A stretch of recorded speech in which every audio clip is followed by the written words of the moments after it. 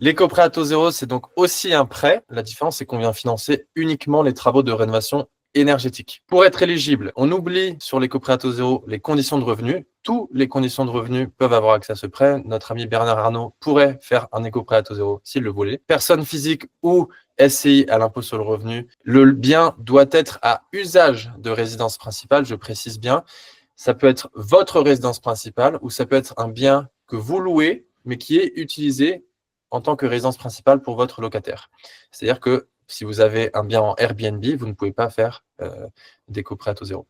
À l'inverse du PTZ, vous êtes obligé de faire appel à des artisans RGE, c'est des artisans labellisés par l'État qui garantissent une certaine forme de qualité. Ensuite, ça c'est assez récent, c'est qu'il y a maintenant aussi la nécessité de faire 2 sauts de classe au DPE pour être éligible. Si vous achetez un bien classé F et que vous voulez faire un éco-prêt à taux zéro, il faudra que les travaux financés par l'éco-PTZ permettent d'arriver minimum à D. Donc F, E, D, on gagne 2 classes. Pareil un peu que le prêt à taux zéro. Pour l'obtenir, il faut un audit énergétique qui prouve qu'en effet, les travaux vont permettre de gagner ces 2 classes. Et il faut des devis définitifs parce que les devis qu'on va présenter lors du demande de l'éco-PTZ, il va falloir les factures qui soient exactement équivalentes derrière. Les montants, moi, ce que j'aimerais que vous gardiez en tête, c'est vraiment 50 000 euros. Nous, dans les projets qu'on accompagne, on arrive quasiment systématiquement à 50 000 euros.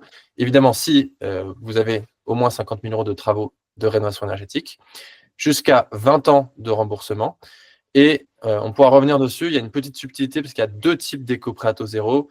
Nous, ce qu'on privilégie souvent, c'est l'éco-prêt à taux zéro performance globale.